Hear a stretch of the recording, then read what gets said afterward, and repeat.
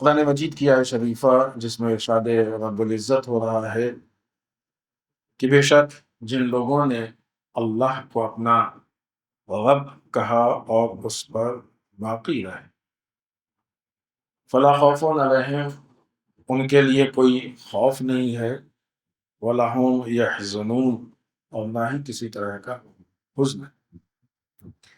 اولئک اصحاب الجنہ، یہ وہی لوگ ہیں کہ جو اصحاب جنت ہیں، یعنی جنت میں جانے والے، خالدین فیہا، اور ہمیشہ اس میں رہنے والے ہیں، جزاء بما کانوا یعملون، جو انہوں نے اپنا عمل انجام دیا ہے یہ اس کی جزا ہے کہ جو ان کے لیے ہے، ظاہر کی ذات پروردگار کی طرف سے معین کی گئی۔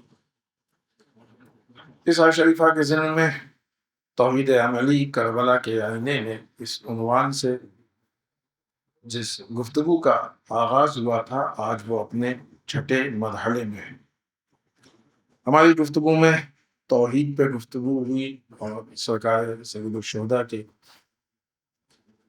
ایک جملے پہ گفتگو ہوئی جس کا تعلق تو اگرچہ سرکار شہید الشہداء کے جتنے جملے ہیں دعوت سب کا تعلق توحید سے ہے، لیکن ایک پہ ہم لوگوں نے گفتگو کی، اور اس کے بعد جو توحید کے مراحل ہیں ان مراحل پہ ہم لوگوں نے گفتگو کرنی شروع کی، جس میں امید پہ ہم لوگوں نے گفتگو کی، محبت پہ ہم لوگوں نے گفتگو کی، اور آج ہماری گفتگو خوف پہ ہونی۔ یہ دنیا کی وہ چیزیں ہیں زمانے کی کہ جو انسان کی روزمرہ کی زندگی میں 24 گھنٹے پیش آتے ہیں، اور یہاں پہ اس چیز کی طرف ہم متوجہ ہیں، اور ظاہر سی بات ہے کہ یہ چیز آہستہ آہستہ مزید ہمارے لیے واضح ہوتی جائے گی کہ انسان کی جو بندگی والی زندگی ہے وہ صرف 2-4 گھنٹے کی اور صرف مصلی، امام باڑے اور مسجد کی نہیں، بلکہ پوری زندگی سے انسان کی بندگی طے ہوتی ہے۔ یہ بات بہت اہم ہے کہ جس کو مسلسل ہمیں غور و فکر کرنے کی ضرورت، حتیٰ اس حد تک کہ ہماری محبت طے کرتی ہے کہ ہم کس کے بندے ہیں، ہماری امیدیں طے کرتی ہیں کہ ہم کس کے بندے ہیں، ہمارے اندر جو خوف پیدا ہوتا ہے وہ خوف طے کرتا ہے کہ ہم کس کے بندے ہیں۔ یہ ساری چیزیں کہ جو انسان کی آئے دن کی روزمرہ کی زندگی میں پیش آتی رہتی ہیں یہ اس کے لیے اہم۔ لہذا جہاں پہ بہت ساری چیزیں ہیں کہ جو انسان کے لیے ضروری ہے کہ صرف خدا سے، ذات پروردگار سے متعلق ہو، اسی میں ایک بہت اہم چیز ہے کہ خوف۔ قرآن مجید نے اس پہ مختلف آیات میں بہت ساری چیزیں ہم کو بتائی ہیں، روایات بے انتہا ہے، ائمہ کی سیرت اس پہ بہت، یعنی مکمل سیرت اسی پہ ہے، بہت کچھ۔ لیکن دوسری طرف سے دیکھا جائے تو ہمارے سماج اور معاشرے میں اس مسئلے کو لے کے بہت سی مشکلات پیش آتی ہیں۔ ایک اور جہت سے اگر آپ دیکھیں، اگر انسان کے اندر جو صحیح خوف ہے، حقیقی خوف یعنی الہی خوف ہے، اگر الہی خوف ہی ہے تو بلکہ بہت واضح کلیئر الفاظ میں ہم آپ کی خدمت میں عرض کر دیں کہ جو واقعی اللہ سے ڈرتا ہے وہ پھر کسی سے نہیں ڈرتا، اور جو دوسروں سے ڈرتا ہے تو پھر وہ اللہ سے، یہ دوسروں سے ڈرنا ہی اس بات کی دلیل ہے کہ اللہ سے نہیں ڈر رہا ہے، خوف خدا اس کے اندر نہیں۔ در واقع عجیب بات ہے کہ جب خوف خدا نکل جاتا ہے یعنی اللہ سے نہیں ڈرنا، اب انسان جب اللہ کی گناہ کرتا ہے نا، اللہ کی معصیت، گناہ معصیت اس بات کی دلیل ہے کہ انسان اللہ سے نہیں ڈرتا۔ کتنی بڑی انسان کی نالائقی ہے کہ انسان ہر ایرے غیرے چھوٹے موٹے سے ڈر رہا ہے کہ جس سے نقصان ہو بھی سکتا ہے، نہیں بھی ہو سکتا ہے، ہونے والا بھی احتمالی ہے، اور اگر بالفرض یقینی بھی ہے تو چھوٹا موٹا نقصان ہے، کوئی بہت بڑا نقصان نہیں ہے۔ لیکن اللہ کی ذات سے جو فائدہ رکنے والا ہے، جو نقصان ہونے والا ہے، وہ ابدی ہے، حتیٰ دنیا، صرف دنیا میں محدود نہیں ہے، آخرت میں بھی۔ لہذا یہ خوف الہی بہت بنیادی چیز ہے، اور ہمیں لگتا ہے کہ آج ہم اس پہ تھوڑا سا گفتگو کریں تاکہ یہ چیز ہمارے لیے واضح ہو، کلیئر ہو، خاص کر کے کربلا کے آئینے میں، ورنہ ائمہ کی سیرت اس مسئلے پہ بہت ہی کثرت سے موجود ہے۔ بنیاد اس کی ہے، دیکھیں دو ہی چیزیں ہیں دنیا میں، پھر اس چیز کو واضح کریں، بھی آگے جا کے اس پہ ہم لوگوں کو بات کرنی ہوگی۔ ایک انسان اللہ کی بندگی کرتا ہے، اللہ کے مقابلے میں جو کچھ بھی ہے وہ سب شیطان ہے، یا شیطان ہے یا طاغوت ہے، وہی ساری چیز ہے جو کچھ بھی اللہ کے مقابلے میں آ جائے۔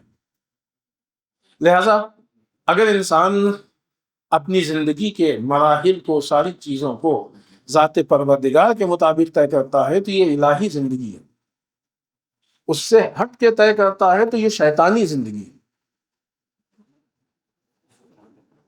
قرآن مجید نے خوف کو بھی دو حصوں میں تقسیم کیا ہے، یہ ہم کو طے کرنا چاہیے کہ ہمارے پاس کون سا۔ سورہ آل عمران آیت نمبر 175 175 ارشاد رب العزت ہو رہا ہے، بسم اللہ الرحمن الرحیم، انما ذالکم الشیطان یخوف اولیاءہ، یہ شیطان صرف اپنے چاہنے والوں کو ڈراتے ہیں۔ جو شیطان کے چاہنے والے ہیں وہی، جتنا بھی دوسری چیز اللہ کے خوف کے مقابلے میں جو بھی خوف ہے وہ سب شیطان کا ہے۔ اب وہ ٹھیک ہے کہ وہ کبھی یہ خوف ہوتا ہے کہ لوگ کیا، یہ سب خوف ہوتے ہیں نا ہمارے پریکٹیکل لائف کے خوف ہیں، فلاں صاحب فلاں کام کیے، لوگ کیا کہیں گے، یہ خوف ہوتا ہے۔ بہت سارے لوگوں کی زندگی تو صرف اسی کے اوپر ہوتی ہے کہ لوگ کیا کہیں گے، ایسا کریں گے تو لوگ کیا کہیں گے، ایسا بولیں گے تو لوگ کیا کہیں گے، لوگ لوگ لوگ نہیں۔ بعض اوقات انسان بہت آزادی کے ساتھ اپنی زندگی اس لیے نہیں گزارتا ہے کہ لوگ کیا کہیں گے، بہت سارے نقصانات کر لیتا ہے صرف اس لیے کہ لوگ کیا کہیں گے، لوگوں کے کہنے کی وجہ سے۔ لوگ کیا کہیں گے، کہیں معاشرے میں ہم کو پست نہ سمجھا جائے، کہیں معاشرے کے معیار سے گرد آ جائیں۔ کبھی انسان کو عہدے کا خوف ہوتا ہے، اگر ہم ایسا کر لیں گے تو مثلا ایسا نہ ہو کہ ہمارے عہدے کو خطرہ ہو جائے۔ کبھی انسان کو شہرت کا خوف ہوتا ہے، کبھی انسان کو دولت کا۔ ابھی یہی مسائل دوسرے جہت سے بھی، مثلا کہ اللہ رزق دینے والا ہے جہاں سے انسان سوچ نہیں سکتا، دینے والا، باتیں ہو بھی چکی ہیں اور ہیں بھی دوسرے جہت سے۔ تو یہ جتنے بھی خوف ہیں، چاہے انسان کو شہرت کا خوف ہو، چاہے تعریف کا خوف ہو، چاہے لوگوں کی برائی کرنے کا، تعریف کے ختم ہو جانے اور برائی کرنے کا خوف ہو، چاہے عہدے کا خوف ہو، جس چیز کا بھی خوف ہو، لوگوں کی حتیٰ بعض اوقات نگیٹو پروپیگنڈے کا خوف ہوتا ہے، جتنے بھی خوف ہیں اگر خوف پروردگار کے مقابلے میں ہیں تو یہ شیطان کا خوف۔ دوسری طرف سے اچھا یہ بھی بات ہمارے لیے واضح اور کلیئر ہونا چاہیے، عموماً جب بھی ہم سے کوئی غلطی ہوتی ہے تو بہت آسان راستہ ہے، بہت آسانی سے کہہ دیتے ہیں کیا بدبخت شیطان نے بہکا دیا۔ یعنی انسان کا جو ظاہر کرنے کا وہ طریقہ ہوتا ہے وہ یہ کہ یہ بیچارہ مجبور تھا، یہ معصوم تھا، یہ کچھ نہیں کر سکا، اور شیطان نے آ کے اس سے مثلاً کروا دیا، اپنے آپ کو بچا لیا، بے گناہ ثابت کر لیا، اور ساری چیزیں شیطان پہ ڈال دیں۔ ہم بھی اس کا فیور نہیں کہہ رہے ہیں، وہ تو ہے ہی ہے ملعون، اس میں کوئی شک نہیں، لیکن شیطان اتنا طاقتور نہیں ہے کہ آپ جو نہیں چاہیں وہ آپ سے کروا لیں۔ شیطان آپ سے، ہم سے، آپ سے کمزور، یہ بات ذہن میں رکھیے۔ جب تک ہماری طرف سے شیطان کو رسپانس نہیں ملتا ہے اس وقت وہ ہم سے کچھ نہیں کروا سکتا۔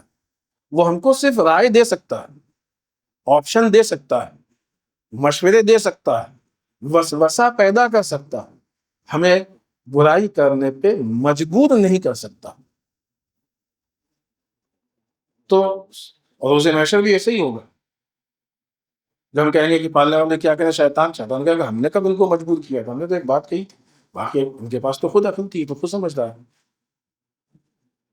تو شیطان کے اوپر اتنا زیادہ ڈال دینا ہے، شیطان بہکاتا ہے، گنہگار ہے، ملعون ہے، سب کچھ اپنی جگہ پہ صحیح، لیکن ان ساری چیزوں کی وجہ سے ہم برئ ذمہ نہیں ہو رہے،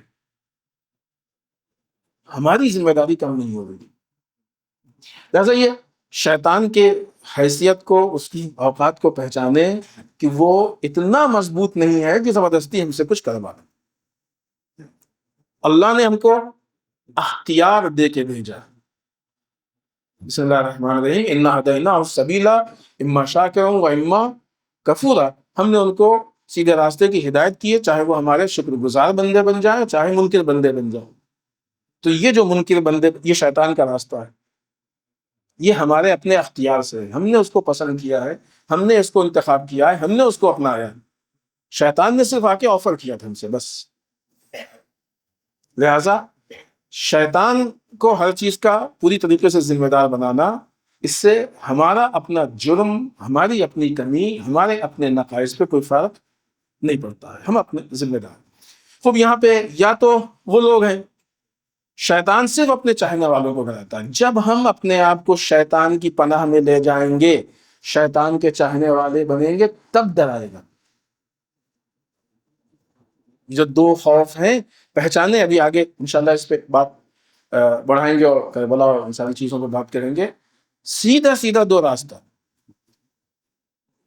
جب تک ہم اللہ کے راستے پہ رہیں گے، اس وقت تک شیطان ہم کو ڈرا نہیں سکتا.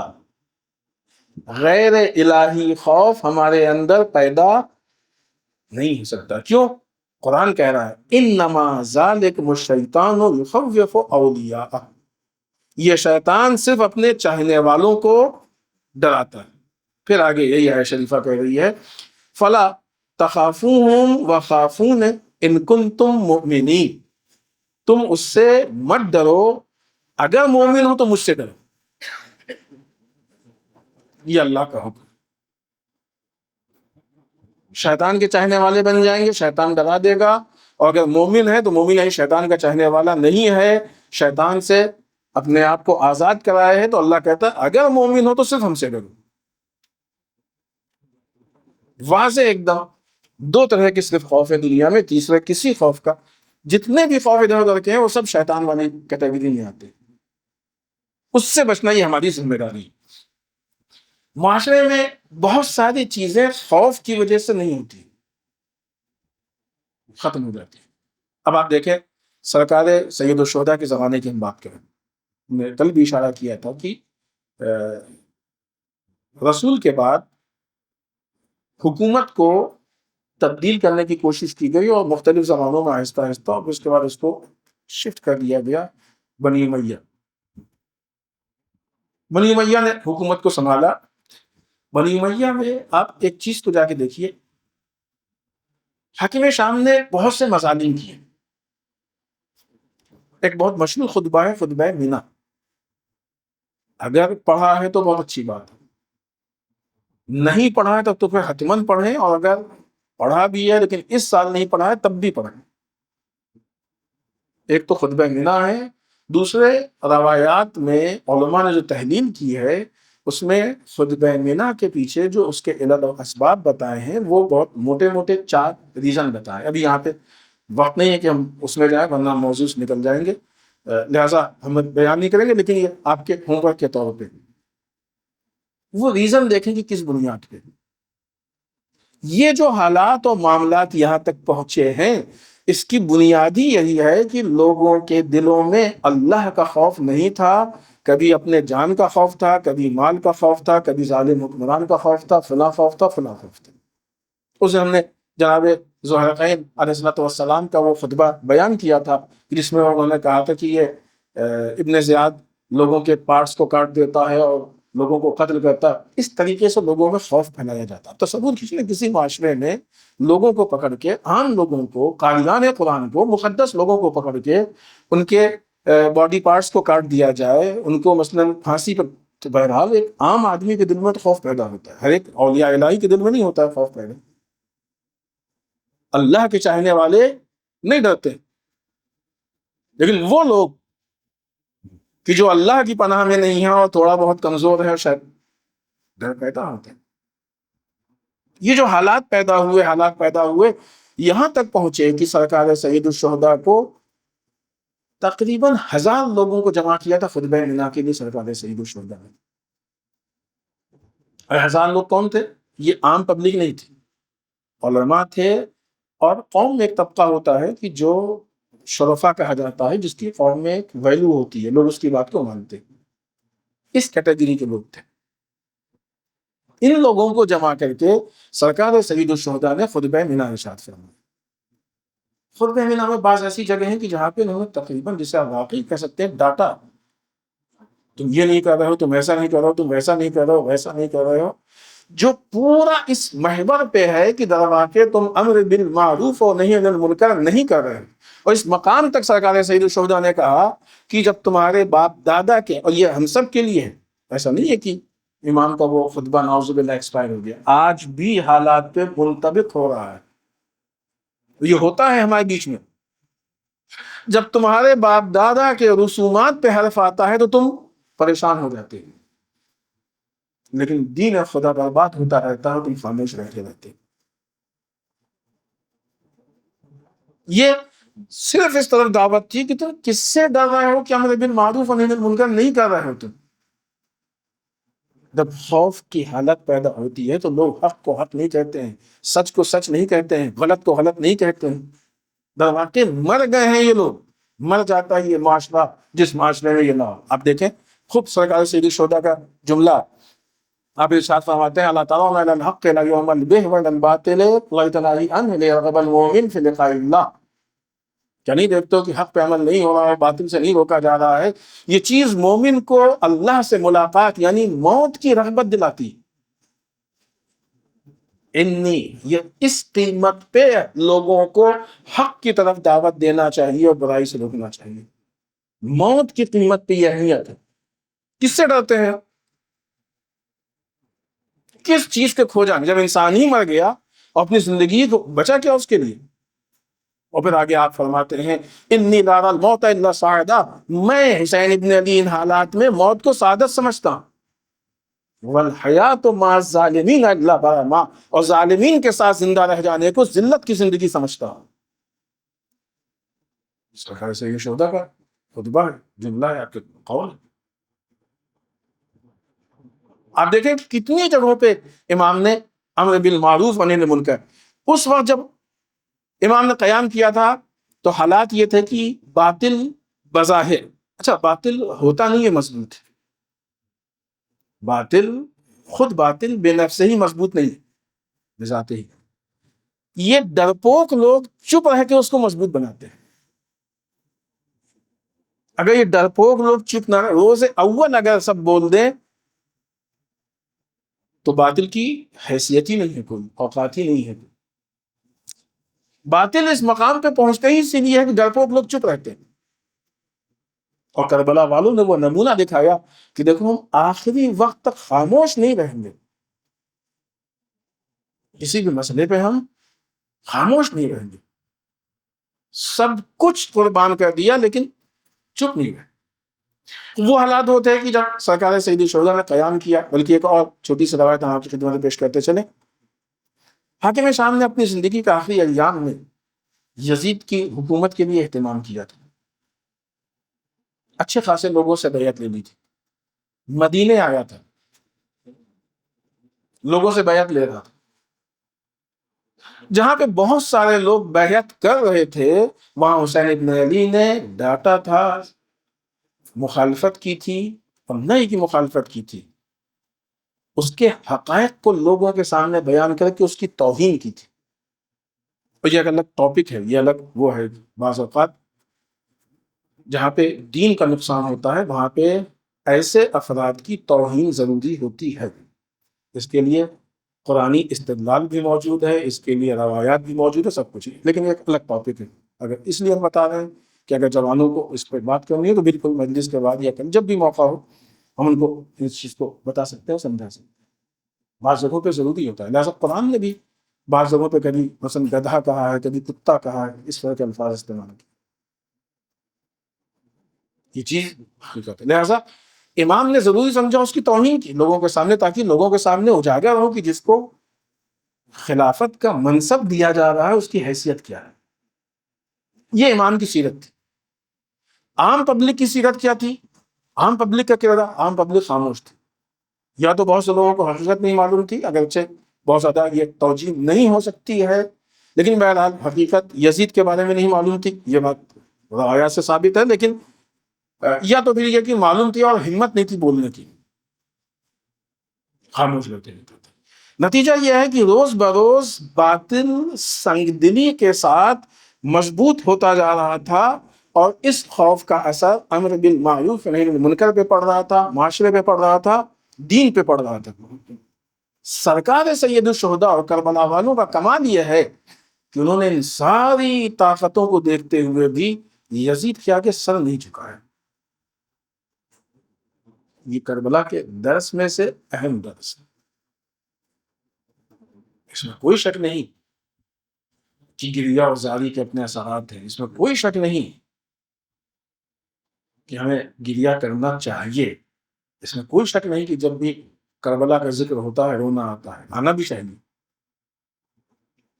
لیکن اس کا مطلب یہ نہیں ہے کہ ان مجلسوں کو لا کے صرف یہیں پہ ختم کر دیا جائے کہ ہم فرش اعزا پہ بیٹھے ہیں اور روئیں اور چلے جائیں۔ درس کربلا لے کے اٹھیں، یہاں سے راہ کربلا لے کے اٹھیں، حتی فکر کربلا، ہماری فکر کربلا والوں کے فکر سے میچ کرنے لگے۔ کربلا والوں کی فکر یہ تھی کہ ہمیں کیسے بھی حالات ہو جائیں، کچھ بھی ہمارے سامنے حالات پیش آنے لگے، کبھی ہمیں باطل سے نہیں ڈرنا ہے، لہذا فوجیں جمع ہوئی، فوجیں آنے لگیں، مدینے میں مشکل پیش آئی، مکے تشریف لے گئے، مکے میں حالات یوں ہی نہیں، سرکار سید الشہداء نکلے تھے، لوگوں کے احرام میں انہوں نے چھپے ہوئے خنجر دیکھ لیے تھے، چھپے ہوئے اسلحے دیکھے تھے، سفر کی صعوبتیں، مشکلیں، پریشانیاں، مصائب، آلام، خود کے لشکر کا سامنا، کربلا کی طرف جانا، وہاں پہنچنا، بھوک پیاس، سرسات کے لشکر کا آنا یا ابن زیاد کی طرف سے لشکر پہ لشکر کا آنا، دن بہ دن مصیبتیں بڑھتی جا رہی تھی، مسائب و آلام بڑھتے جا رہے تھے۔ عموماً ہوتا یہ ہے کہ انسان ایک مقام پہ پہنچ کے کہتا ہے کہ کیا کریں، اب اس سے زیادہ نہیں برداشت کر سکتے، اب ہمارے اندر قوت نہیں ہے۔ سکتے عزیزان محترم، اگر آپ کے اندر برداشت کی صلاحیت نہیں ہوتی تو اللہ یہ مصیبت دیتا ہی نہیں۔ مصیبت کا مطلب یہ ہے کہ یہ ہمارا ذہن کہتا ہے، ورنہ حقیقت نہیں ہے انسان کے اندر مصیبت کو برداشت۔ اور انسان کا کمال ہی اسی میں ہے۔ بڑی عجیب بات ہے کہ انسان مصیبتوں کو چھوڑ کے بہت ہی سہولیتوں والی، بہت ہی کمفرٹ لائف کو جینا چاہتا ہے۔ اس زندگی میں انسان کا کمال نہیں ہے، انسان کا کمال ہی اسی میں ہے کہ وہ مصیبتوں سے جوجھ کے جیے، تب پھر وہ کمال تک پہنچتا ہے، زندگی دنیا کے اعتبار سے بھی اور آخرت کے اعتبار سے۔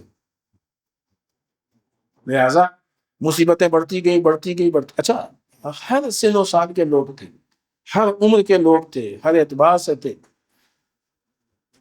لیکن چاہے وہ ضعیف ہو، چاہے جوان ہو، نوجوان ہو، بچہ ہو، خواتین ہو، کسی نے بھی نہیں کہا کہ نہیں صاحب ہماری مصیبت اب اس سے زیادہ، ہم اس مصیبت کو نہیں برداشت کر سکتے۔ ان سارے حالات میں برداشت کرتے رہے، برداشت کرتے رہے۔ ایک بہت اہم جملہ اسی کربلا کے راستے کا ہم آپ کی خدمت میں پیش کریں کہ ہمارے اندر خوف کی جہت اور نوعیت کیا ہونی چاہیے۔ مشہور واقعہ ہے، یہ قافلہ چل رہا تھا، چلتے چلتے سرکار سید الشہداء نے بیچ راستے میں کلمہ استرجاع پڑھا۔ کلمہ استرجاع یعنی انا للہ و انا الیہ راجعون۔ اصحاب آپس میں گفتگو کرنے لگے، کیا بات ہے، امام نے، مولا نے کلمہ استرجاع کیوں پڑھا؟ جناب علی اکبر سامنے آئے، بابا کیا ہو گیا، آپ نے کلمہ استرجاع کیوں پڑھا؟ کہ بیٹا بھی ہم کو ایسا لگا جیسے کوئی کہہ رہا ہے کہ یہ قافلہ جیسے جیسے بڑھتا جا رہا ہے موت ان کے ساتھ چل رہی ہے۔ خوف پیدا ہونا چاہیے نا، یعنی یہ قافلہ موت کی طرف بڑھ رہا ہے، ایک یہی تو اعلان تھا، یہی اطلاع تھی کہ بھئی قافلہ جہاں جا رہا ہے یہ موت کی طرف جا رہا ہے۔ خوف ہونا چاہیے کہ نہیں ہونا چاہیے؟ کہیں پہ کسی جگہ پہ کچھ لوگ جا رہے ہیں، بتا دیا جائے کہ آگے موت ہے، کیا ہوگا؟ راستہ بدل دیں گے، سیدھی سی بات ہے، نہیں جائیں گے اپنے اس پہ۔ جناب علی اکبر نے کیا پوچھا؟ بابا ہم حق پہ تو ہیں نا، کیا ہم حق پہ نہیں؟ یعنی جناب علی اکبر بتانا چاہ رہے ہیں دو طرح کے یہاں پہ خوف ہو سکتا تھا، ایک خوف مادیت کا خوف ہو سکتا تھا، دنیا کا خوف ہو سکتا تھا، دنیاوی زندگی کا خوف ہو سکتا تھا، دنیاوی حیات کا خوف. یہ تو کہیں دور دور تک بھٹکا نہیں. مسئلہ اس کا نہیں ہم موت کی طرف جائیں، زندگی ہماری فرق نہیں پڑتا ہے. اللہ موت دے گا تو موت لے لیں گے، اور اللہ زندگی دے گا تو. بیچ میں آ کے یہاں پہ ایک جملہ اور آپ کی خدمت میں اس کا، شہید یحییٰ سنوار کو نہیں بھولے ہوں گے آپ لوگ، ہیں بھولے تو نہیں؟ یحییٰ سنوار کی شہادت کے بعد ایک کلپ ان کی آئی تھی سامنے، جس کلپ میں وہ یہ کہہ رہے تھے کہ حضرت علی علیہ الصلوۃ والسلام کے مولا کا نام ایک سنوار،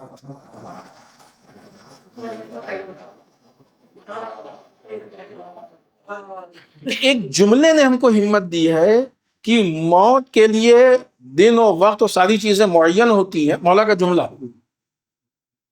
کہ جب تمہاری موت معین ہوگی نہ اس سے پہلے آ سکتی ہے، اور جب آ جائے گی تم بچ نہیں سکتے ہو. تو یحییٰ سنوار نے کہا جب طے ہے کہ ہم کو کب اور کہاں مرنا ہے تو اب جا کے بیٹھنا اور بچنے سے کیا فائدہ ہے؟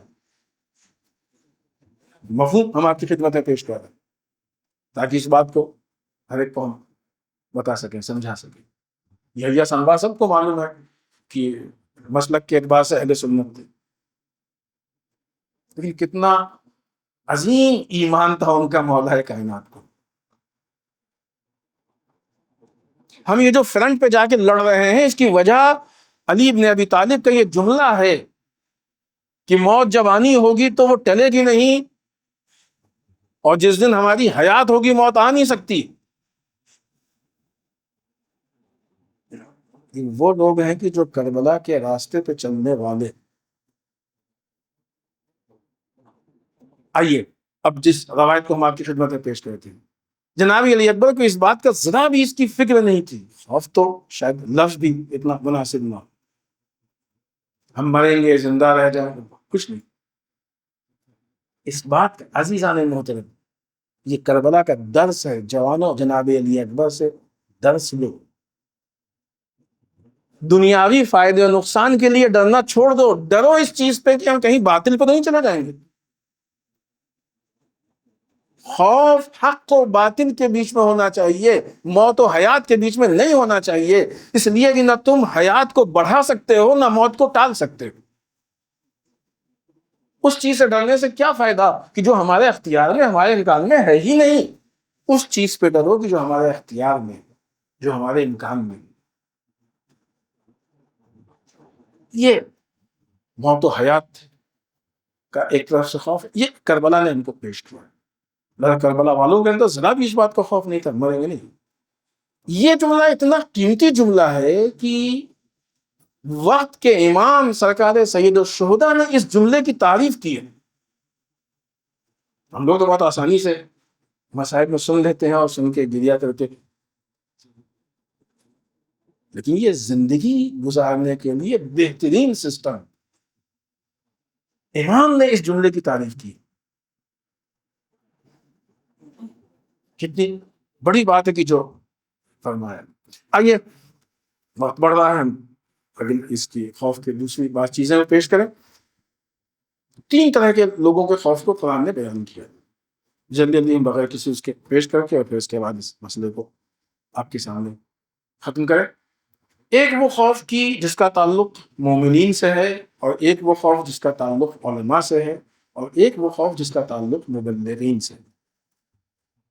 ذمہ داری کے اعتبار سے فرق ہے، ورنہ ایسا نہیں ہے کہ اللہ کے علاوہ کسی اور، تینوں میں اللہ کا ہی خوف ہے.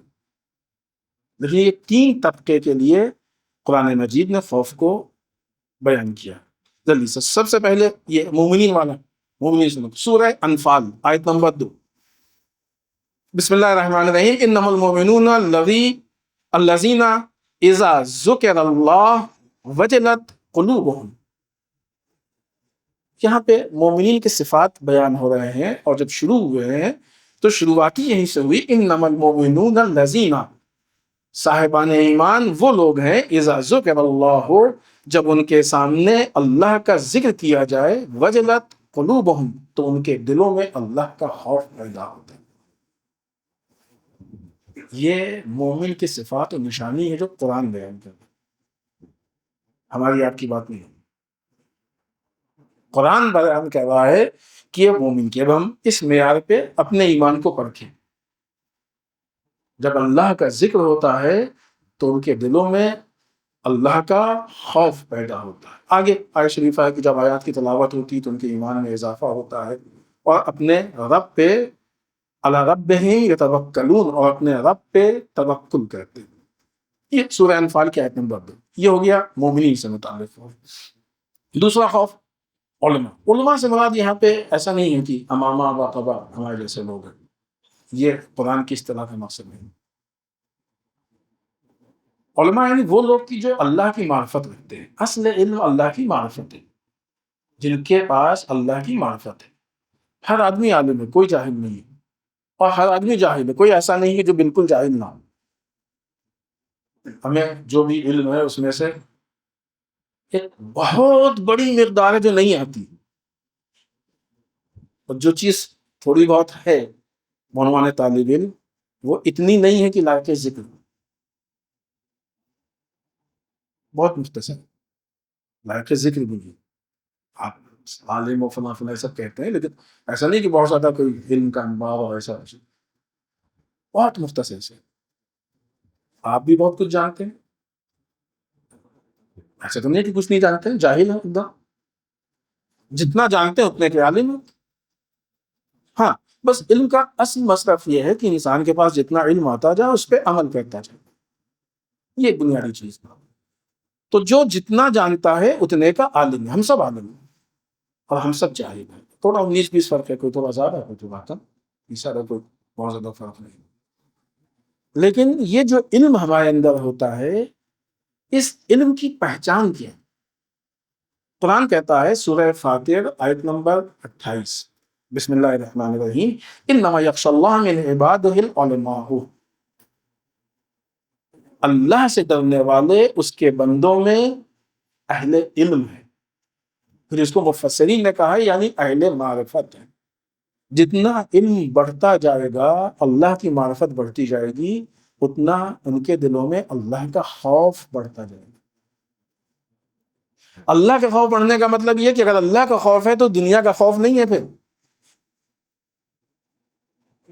اللہ کا خوف اگر ہے تو دنیا کا خوف نہیں ہے۔ یہ دو خوف ایک جگہ جمع نہیں ہوتے۔ ایک دل میں اللہ کا خوف بھی آ جائے اور دنیا کا، یہ نہیں ہو سکتا۔ پہلے دل کو دنیا کے خوف سے پاک کرنا پڑے گا، یہ دل کا تزکیہ، تب الہی خوف اس میں آئے گا، ایسے نہیں آتا۔ تیسری چیز، چونکہ وقت تیزی سے گزرا ہے لہٰذا ہم اس پہ بہت زیادہ وضاحت نہیں کر رہے تاکہ آخر تک آج بات کو پہنچا سکیں اس مرحلے کی۔ یہاں پہ دین الہی کے پہنچانے سے متعلق گفتگو، سورہ احزاب آیت نمبر 39، بسم اللہ الرحمن الرحیم، الذین یبلغون رسالات اللہ یخشونہ ولا یخشون احدا الا اللہ وکفی باللہ حسیبا۔ وہ لوگ کہ جو رسالات الہیہ کے پہنچانے کا کام کرتے ہیں اور دل میں اللہ کا خوف رکھتے ہیں، وہ اللہ کے علاوہ کسی سے نہیں ڈرتے، کیونکہ دوسروں سے ڈر کے پھر تبلیغ کا کام نہیں ہوتا۔ تبلیغ کا مطلب یہی ہے کہ پھر کوئی خوف نہیں ہونا چاہیے کسی طرح کا۔ کفا باللہ حسیبا، ان کے حساب و کتاب کے لیے، ان کے حصے کے لیے اللہ کافی۔ یہ 3 طرح کا خوف ہے، البتہ عملی اعتبار سے فرق نہیں ہے، لیکن ذمہ داریوں کے اعتبار سے ہم آپ کہہ سکتے ہیں کہ یہ فرق ہے۔ آج کے زمانے میں اب آپ دیکھیں کہ یہ وہ خوف ہے کہ جو الہی خوف ہے۔ موجودہ زمانے میں جو حالات ہیں، اصل میں یہ خوف پیدا کب ہوتا ہے؟ جیسے میں نے شروع میں کیا، جب بنی امیہ نے سختی کی تو اب ڈر سے لوگ تبدیل ہونا شروع ہوئے۔ جناب مسلم کا سپورٹ کوفے والوں نے کیوں نہیں کیا؟ کیونکہ حاکم کا خوف تھا نا، اسی لیے تو نہیں کیا۔ مدینے والوں نے جو اپنی ذمہ داری پہ عمل نہیں کیا، مکے والوں نے فلاں فلاں، بہت سے دوسرے شہروں سے لوگ نہیں آئے، حتیٰ بعض جگہوں پہ سرکار سید الشہداء کے جو نمائندے تھے ان کو بہت سختی سے اپنے میسج کو، یہ حالات کیوں خراب ہوئے؟ کیونکہ لوگوں کے اندر یہ خوف تھا کہ مثلا حکومت کی سختی، آج بھی عموماً ہوتا ہے، آپ دیکھ لیجئے کہ خوف کی حالات ہوتی ہے کہ بعض اوقات کوئی کہیں بھی جا کے ہاتھ جوڑے لے رہا، کہیں بھی جا کے سر کو چھپائے، خوف ہے نا، یہ خوف ہے۔ مل جل کے سب سے رہیں، سب کے مذہب کی رسپیکٹ کریں، لیکن عمل انسان عبادی عمل اپنے ہی مذہب کا کرے گا۔ اگرچہ ہمارا تو یہ ماننا ہے کہ بہت ساری چیزیں ایسی ہیں کہ جو سارے مذہب کی کامن ہیں،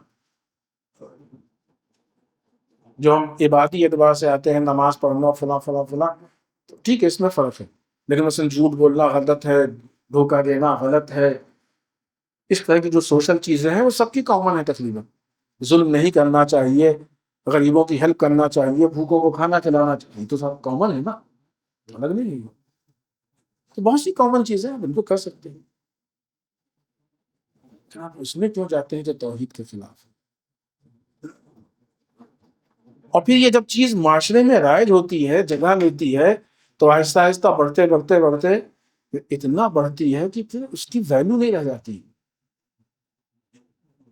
ہم نے بیچ میں اس سے پہلے بھی ایک دن اشارہ کیا تھا، بعض اوقات مثلا محافل میں، شاعری میں، جو شاعر ہو سکتا ہے کہ اور دوسرے مراحل پہ انسان کے اندر جب یہ خوف پیدا ہوتا ہے کہ بھائی ہم جو بات پیش کر رہے ہیں شاید لوگوں کو پسند نہ آئے، شاید لوگ واہ واہی نہ کریں، شاید جس طریقے سے دوسروں کے لیے نعرے بازی ہوتی ہے، تو اب انسان کے پھر وہ جو لمیٹیشن ہوتے ہیں ٹوٹنے لگتے ہیں۔ یہ جو شرکیہ اشعار ہمارے سامنے آئے ہیں وہ اس کی علت یہی، ایک یہ ان کا خوف پڑھنے والوں کا کہ ایسا نہ ہو کہ مثلا ہم عجیب اصطلاحیں ہیں کہ جو غلط طریقے اصطلاحیں ہیں وہ مذہبی اس میں آنے لگی ہیں کہ ایسا نہ ہو کہیں چلے نہ، ہے نا، کتنی غلط اصطلاح۔ اور دوسری طرف سے سننے والوں کا خوف، معلوم ہے غلط ہے، سمجھ رہے ہیں، بول نہیں رہے، ہے نا خوف ان کے اندر۔ تیسری طرف سے آرگنائزر کا خوف، پڑھتا تو غلط ہے لیکن چل بھی تو یہی رہا ہے نا، کیا کریں؟ سنا نہیں سنا اس طرح کی چیزیں آپ نے؟ صحیح ہے، ہم کو بھی معلوم غلط پڑتا ہے، لیکن اگر محفل اٹھانی ہے، مجلس اٹھانی ہے تو بلانا تو اسی کو پڑے گا۔ محفل و مجلس آپ کے اٹھانے سے اٹھے گی، ایسوں کو بلانے سے محفل شکل محفل ہوگی، حقیقت محفل نہیں ہوگی۔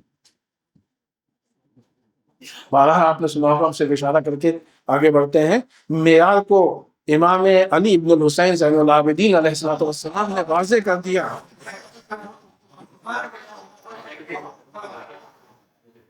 یزید اگر اجازت ہو تو ہم بھی اس لکڑیوں کے مجموعے پہ جائیں، کیوں نہیں منبر کا، کیوں نہیں منبر کا؟ شکل منبر منبر نہیں ہوتا ہے، شرائط ہوتے ہیں، شرائط کے مطابق حقیقت منبر ہے۔ محفل شکل محفل کا نام نہیں ہے، شرائط کے مطابق جو بیان منعقد کیا جائے اس کو محفل کہتے ہیں۔ مجلس شکل مجلس کا نام نہیں ہے۔ ہم نہیں چاہتے کہ اس وادی میں زیادہ گفتگو کریں، ورنہ حالات تو بہت خراب ہے۔ اتنا مول بہت ایک عام دکاندار نہیں کرتا ہے جتنا ان معاملات میں ہوتے ہیں۔ بعض اوقات تو بعض آڈیوز بھی لیک ہوئی، اور ان ساری چیزوں کو مثلا کسی کا شرک، کسی کا فلاں فلاں دیکھ، پہلے شروع میں تو ایسا لگتا تھا کہ اب تو ظاہر سی بات ہے کہ مومنین ان کو بلانا چھوڑ دیں گے، پھر دیکھا کہ نہیں، وہ تو اس سے زیادہ بلائے جا رہے ہیں۔ اب دیکھیے یہ حالات ہے کہ نہیں، کس چیز سے ڈر رہے ہیں اور کہاں پہ ڈر رہا؟ تو یہ ساری چیزیں مل کے ایسا ماحول پیدا کرتی ہیں کہ جو قوم اور معاشرے کے ساتھ خیانت کر رہا ہے کہ آنے والی نسل، ہم نے یہ بات کئی جگہوں پہ پیش کی ہے، البتہ ایک دوسری مثال دی تھی، لیکن یہاں پہ کہ دیکھیں یہ ہے مذہب کا اسٹیج، جو چیز یہاں پہ مسلسل ہوتی رہے گی، جو چھوٹے چھوٹے بچے جو ہوش سنبھال رہے ہیں وہ اس کو دین سمجھنے لگیں گے، نے کسی جگہ پہ یہ بات پیش کی تھی اور اس کو کیک کے عنوان سے بات پیش کی تھی. مسئلہ صرف کیک کا نہیں ہے، ہر چیز کا ہے. جو چیز بھی بچپنے سے بچے مذہب کے اسٹیج پہ دیکھتے رہیں گے وہ اسی کو دین سمجھیں گے. اگر یہ بچے بچپنے سے محفل و مجلس کی اسی شکل کو دیکھتے رہیں گے تو بڑے ہو کے اسی کو مجلس و محفل سمجھیں گے. اور آج ایسے وقت ہیں کہ مثلا ہمارے جیسوں کو مجلسوں کا رہتا ہے کہ بھائی ہم سے کہا ایک ذاتی نے کہا کہ مجلس اور درس کا تھوڑا تو فرق رکھنا چاہیے نا. کہ مثلا ہمارے حساب سے تو فرق ہے ہی نہیں، مجلس اور درس میں ہم کیسے رکھ لیں؟ ہمیں نہیں اختیار ہے کہ ہم فرق رکھیں. کیوں؟ اس لیے کہ بچپنے سے ہم نے اس اعتبار سے دیکھا ہے، لہٰذا ہم اس کو بعنوان مجلس نہیں ایکسیپٹ کر پا رہے. جو چیزیں مسلسل بچپنے سے سامنے آتی رہتی ہیں تو پھر انسان کے ذہن میں بن جاتا ہے کہ یہی ہے، وہ تدبیر اسی پہ آ جاتی ہے. آئیے بات کو اختتام کی طرف لے کے چلتے ہیں. صلوات پڑھیں محمد وعلی محمد.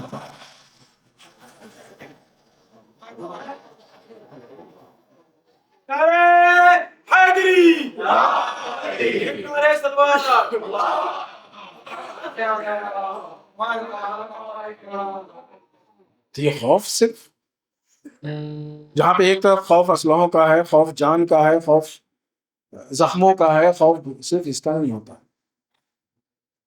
اور بھی دوسرے قسم. ہر وہ چیز کہ جو ہم کو ناگوار گزرتی ہے اس کا خوف ہو سکتا ہے. مثلا آپ کو معلوم ہے کہ آپ کی ایک حیثیت ہے، آپ نوحہ پڑھتے ہیں، آپ اشعار پڑھتے ہیں، اور آپ کو معلوم ہے کہ اگر آپ لوگوں کی مرضی کے اشعار نہیں پڑھیں گے تو لوگ آپ کو نظر انداز کرنا شروع کر دیں گے. یہ ہوتا ہے کہ نہیں؟ پریکٹیکل چیز ہے. ہاں ہو سکتا ہے نا اس کا خوف،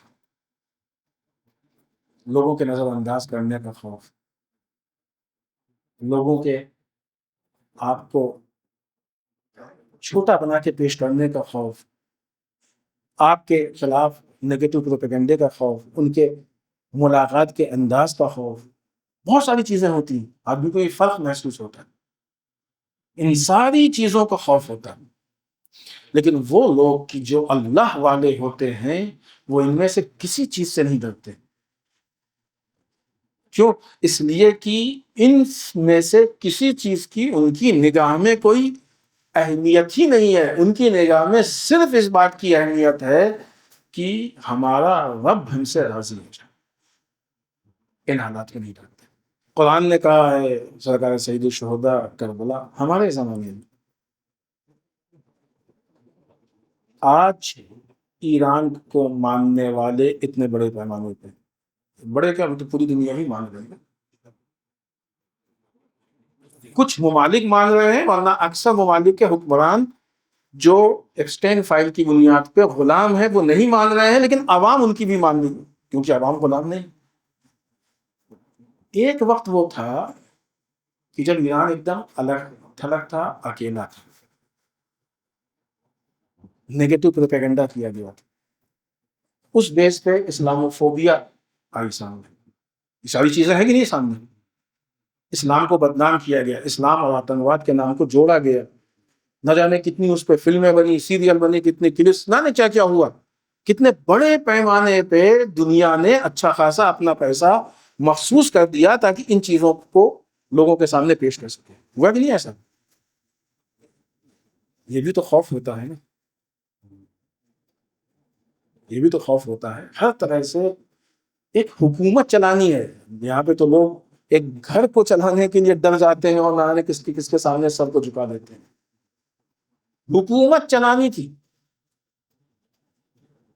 مہنگائی بڑھتی جا رہی ہے، کرنسی گرتی جا رہی ہے، حالات خراب ہوتے جا رہے ہیں، پابندی پہ پابندی لگتی جا رہی ہے، یہ مسئلہ ہے، وہ مسئلہ ہے، فلاں مشکل ہے، بائیکاٹ، یہ ساری چیزیں.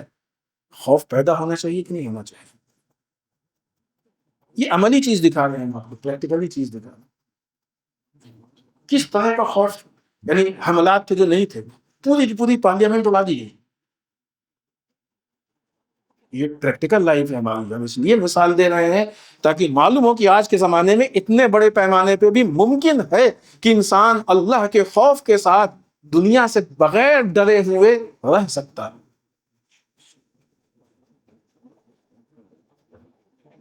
لوگوں کے اینالائز کے مطابق اس زمانے میں امریکہ یا رشیا کی پناہ میں گئے بغیر اپنے ملک کے وجود کو باقی رکھ لینا ممکن نہیں تھا، ایسا لوگوں کا اینالائز تھا۔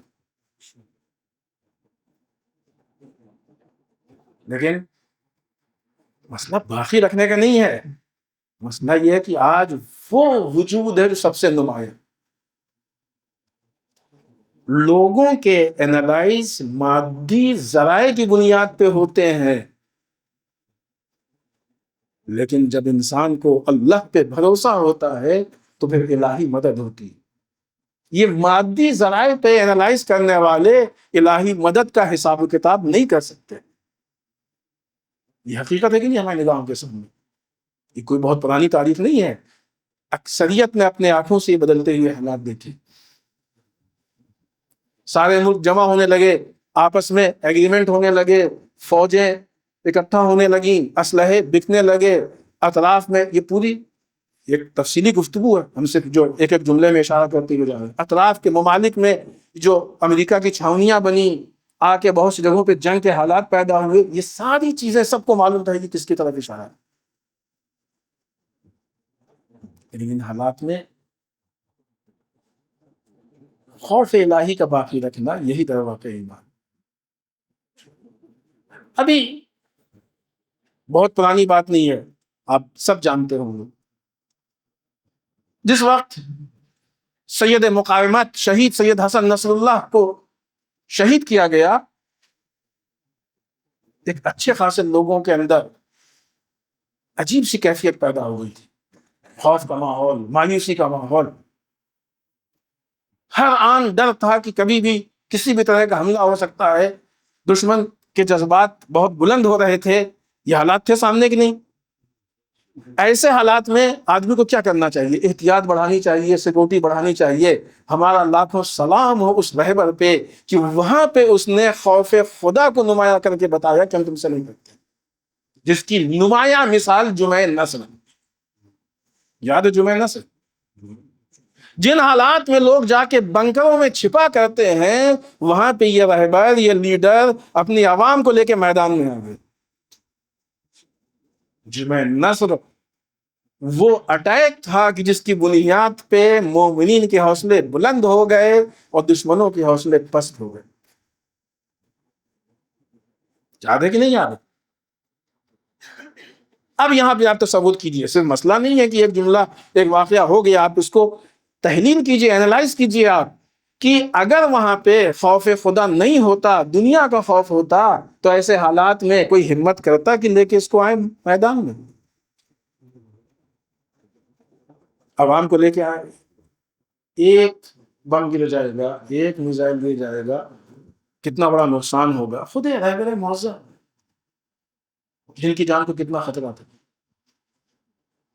ان حالات میں میدان میں آ جانا، یہ عملی دلیل۔ پورا واقعہ ہم سے چونکہ وقت ختم ہو رہا ہے، ہم صرف اس کو اشارہ کرتے ہوئے آگے بڑھ رہے ہیں۔ پورا واقعہ ہے اور اس پہ باقاعدہ تحلیل کی ضرورت ہے، جو بعد میں ڈاکومنٹس نکلے اور حالات سامنے آئے کہ جس وقت انقلاب سے پہلے حالات خراب ہو رہے تھے اور شاہ کی طرف سے حکم دے دیا گیا تھا کہ جو بھی باہر نکلے گا اس کو گولی مار دی جائے گی، امام خمینی کا فتویٰ آ گیا کہ گھر کے اندر بیٹھنا حرام۔ بتانا دیکھیں، یہ انقلاب یہ کربلا والا انقلاب تو نہیں ہے نا، کربلا کے نتیجے میں آیا۔ یہ انقلاب تب آیا ہے جب گولیوں کا خوف نکل گیا تھا، جان کے جانے کا خوف نکل گیا تھا، دنیا کے کھونے کا خوف نکل گیا تھا، تب آیا۔ اب آپ عظمتوں کو پہچانیے کہ کربلا کے انقلاب کی عظمتیں کیا۔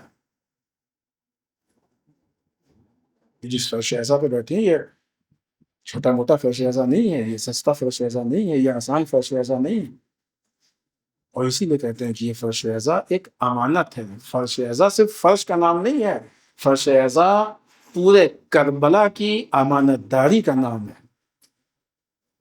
کہ ہم اپنی آنے والی نسلوں کو پیغام کربلا صحیح اعتبار سے منتقل کر سکیں۔ یہ ذمہ داری ہے ہماری۔ لہذا بات کو ختم کرتے ہیں۔ یہ سرکار سید الشہداء کا قیام ظلم کے سامنے استقامت کر، وہ حالات کی جہاں پہ لوگ ڈر کے پیچھے ہٹنے لگتے ہیں. کربلا کا پیغام یہ ہے کہ اس جگہ پہ آگے بڑھنا کربلا کا پیغام، یہ درس کربلا استقامت ہے. لہذا کربلا یا الہی خوف یا دنیا کا خوف نہ ہونا، اسی معنی میں تو کربلا ہے نا. کربلا یعنی موت سے نہ ڈرنا، کربلا یعنی مشکلات سے نہ ڈرنا، کربلا یعنی رزق کے کم ہو جانے سے نہ ڈرنا، کربلا یعنی ظالم طاقتوں سے نہ ڈرنا، کربلا یعنی تکلیفوں سے نہ ڈرنا، کربلا یعنی لوگوں کی ملامت سے نہ ڈرنا. بہت سارے پہلو تو ہم نے ذکر ہی نہیں کیے، موقع بھی نہیں، وقت بھی نہیں. جس وقت یہ قافلہ کوفے اور شام سے جا رہا تھا اس وقت منادی آواز دیتا تھا کہ یہ وہ لوگ ہیں جنہوں نے خروج کیا تھا، نعوذ باللہ. اور آگے ان کا اسلام سے کوئی تعلق نہیں ہے. کس کو کہہ رہے ہیں؟ ہمارے جیسوں کو لوگوں کو کہہ دیا جائے تو ہم لوگوں کا حالات تو ہم کو کہہ رہے ہیں، ہماری کیا حیثیت ہے؟ ان کو کہا جا رہا ہے کہ جن کے گھر سے لوگوں نے اسلام سیکھا ہے، حقیقی وارث اسلام، ان کو کہا جا رہا ہے ان کا اسلام سے کوئی تعلق نہیں ہے. اور اس سے زیادہ کہ لوگ اسی سب چیزوں سے ڈرتے ہیں نا. ہم نے اتنا کیا، سب کچھ کیا، اور لوگ کہہ رہے ہیں کہ ایسا ہے، لوگ ایسا ہے. میں کہا کہ لوگوں کو کہنے سے کیا ہوتا ہے؟ شام کے بازار میں منادی آواز دے رہا تھا کہ ان کا اسلام سے کوئی تعلق نہیں ہے. کس کے لیے کہا؟ جناب زینب سلام اللہ علیہا کے لیے، جناب ام کلثوم سلام اللہ علیہا کے لیے، جناب رباب سلام اللہ علیہ، ان کٹے ہوئے سروں کے لیے جو سرکار سید الشہداء حضرت عباس جناب علی، ان کے لیے کہا جا رہا تھا کہ ان کا اسلام سے کوئی تعلق نہیں. کربلا سکھاتی ہے کہ کسی بھی طرح کی ملامت سے نہ ڈرنا. اتنے سال گزر گئے دنیا کو یہ پیش کرنے میں کہ اسلام نعوذ باللہ خدا نخواستہ ایک آتنکوادی مذہب ہے. وقت تو لگا، لیکن آج پوری دنیا کے لیے کلیئر ہو گیا کہ آتنکوادی اسرائیل ہے. ایران تو لوگوں کے سامنے عدل و انصاف پیش کرنا چاہتا ہے. شام میں وہ اعلان کرنے سے کیا شام وقتی طور پہ تو مانا ہوگا، بہت سنے مانا ہوگا، کیونکہ شام کا تو مذہب ہی یہی تھا، مولا کائنات پہ لعن طعن کرنا، ملامت کرنا، مانا ہوگا، اس میں کوئی شک نہیں ہے.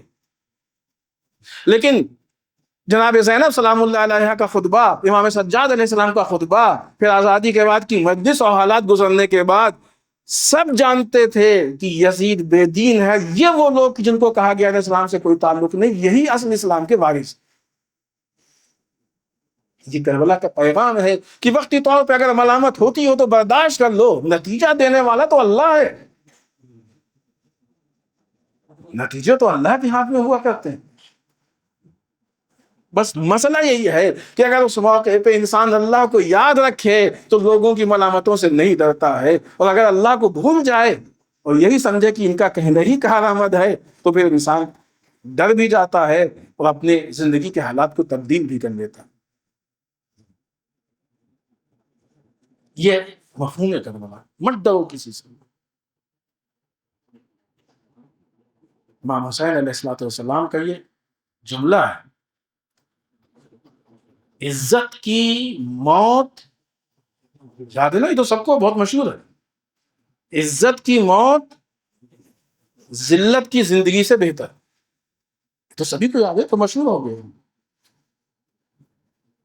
اللہ کے خوف کے ساتھ اگر انسان مر جائے تو یہ عزت کی موت ہے.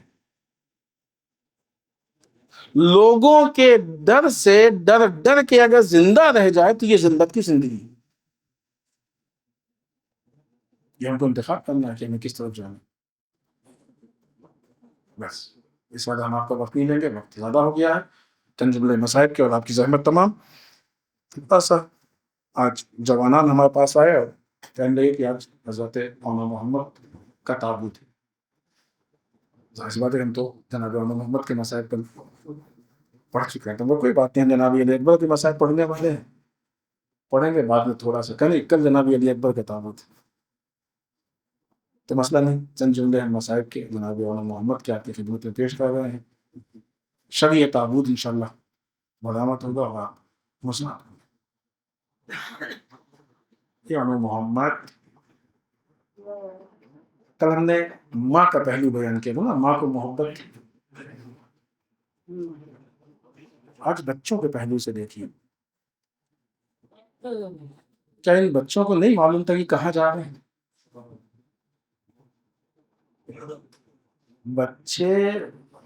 بچوں کا شعور بلند ہونا چاہیے. جب شعور بلند نہیں ہوتا ہے تو دنیا کو لینے کے لیے شوق سے جاتے ہیں، اور جب شعور بلند ہو جاتا ہے تو موت اور آخرت کو لینے کے لیے شوق سے جاتے ہیں. کس شوق سے انو محمد کربلا کے میدان میں آئے تھے؟ ماں نے بڑے اہتمام سے ان بچوں کو آمادہ کیا تھا، بہترین لباس پہنائے تھے، روایات میں ہے کہ نئے لباس پہنائے تھے، سنوارا تھا، بالوں کو صحیح کیا تھا، آنکھوں میں سرما لگایا تھا. بچے بھی خوش ہو رہے تھے اور اپنے ماموں کے پاس پہنچ گئے. عزیزان محترم، ایک ایسی ماں جس کے کربلا میں ایک کے بعد ایک 2 بچے میدان جنگ میں قتل ہو گئے. کسی ماں کے ایک بچے کا مر جانا اس کے لیے قیامت ہوتا. زینب کے حوصلوں کو دیکھیے، زینب نے کیا کیا نہیں قربان کیا. اپنے دونوں بچوں کو خود سے آمادہ کر کے امام حسین کی خدمت میں پیش کیا، بھیا یہ ہماری طرف سے ہدیہ ہے. اور جب امام نے کہا کہ نہیں معلوم عبداللہ کی اجازت ہوگا، بھیا عبداللہ نے یہ کہہ کے بھیجا تھا کہ ضرورت پڑے گی تو قربان کر دینا. حسین چپ ہو گئے، اجازت دے دی، لیکن لاکھوں سلام ہو اس ماں پہ جو اپنے بچوں کے مقتل میں جانے پہ خوش تھی. ابھی ہم نے کل ذکر کیا تھا، ذکر کریں گے، جب یہ جنازے آئے تو زینب نہیں تھی وہاں پہ. بات صرف جنازوں کی نہیں ہے، زینب کے غم و اندوہ کا محور صرف حسین کی ذات تھی. جب بھی موقع ملتا تھا اپنے بھائی حسین پہ روتی تھی. بچے مقتل میں گئے، زینب خدا کا شکر ادا کر رہی ہیں. بچوں کے جنازے آئے، زینب خدا کا شکر ادا کر رہی ہیں. بچے اللہ کی راہ میں قربان ہو گئے، زینب خدا کا شکر ادا کر رہی ہیں. عزیزان محترم، آسان نہیں ہے کہ کربلا سے کوفہ، کوفے سے شام کے راستے میں نو کے نیزہ پہ جو سر بلند تھے، جہاں حسین ابن علی کا سر بلند تھا وہیں انو محمد کے بھی سر بلند تھے. جنازوں کو قبرستان میں گھر سے دور کیوں دفن کیا جاتا ہے؟ اس کا ایک بہت بڑا فلسفہ یہ ہے کہ اگر جنازے سامنے ہوں گے تو انسان کا غم کم نہیں ہوگا، قبر بھی سامنے ہوگی تو انسان کو صبر آنے میں وقت لگے گا. اتنی دور دفن کر دو کہ آہستہ آہستہ انسان کے اندر صبر پیدا ہو جائے. ہائے کوئی اس ماں سے پوچھے کہ اتنے سارے دنوں تک نگاہوں کے سامنے نو کے نیزہ پہ بلند کٹے ہوئے سروں کو دیکھتی رہی، لیکن وہ ماں صبر کیے رہی. کتنی ثابت ماں تھی کہ 2 نوجوان بیٹوں کو اللہ کی راہ میں پیش کر دیا، صبر کیے رہی. عزیزوں، شام میں بھی جب زینب نے گریہ کیا تو حسین پہ گریہ کیا. لاکھوں سلام ہو صابرہ ماں پہ. لو عزادارو، زینب دونوں بچوں کو لے کے حسین کے پاس آئیں. حسین نے آخر کار اجازت دی، دونوں بچے مقتل میں گئے. جانے کے بعد جنگ شروع کی. ہاں عزیزوں، عجیب جنگ کی، کیونکہ حیدر کرار کے نواسے ہیں، جعفر طیار کے پوتے ہیں. بڑی شجاعانہ جنگ کی. فوج اشقیہ نے چاروں طرف سے گھیر لیا. گھیرنے کے بعد دونوں بچوں میں الگ کو الگ الگ کیا. اب جو حملہ کیا، پہلے محمد شہید ہوئے، پھر شہید ہوئے. عزیزوں، آواز دی، حسین آگے بڑھے. ایک روایت کہتی ہے کہ حسین نے دونوں بچوں کے جنازوں کو دونوں ہاتھ سے اٹھائے، اور جب مقتل سے چلے تو ایسے چلے کہ بچوں کے جنازے زمین پہ چھلتے ہوئے جا رہے تھے. ایک روایت میں ہے کہ جب بچوں کی آواز آئی تو حسین نے عباس کو بلایا، اے بھیا عباس، آؤ محمد کے جنازوں کو لانا ہے۔ عزیزان محترم، یہ علمدار، علم اٹھانے والا جنازوں کو اٹھانے جا رہا ہے۔ لو عزادارو، اونو محمد کے جنازے آ گئے۔ خیمے کے دروازے پہ بیویوں نے گریہ کرنا شروع کیا، زینب نے سر کو سجدے میں رکھ دیا۔ انا للہ و انا الیہ راجعون۔ وزن تزاحم تسلیم۔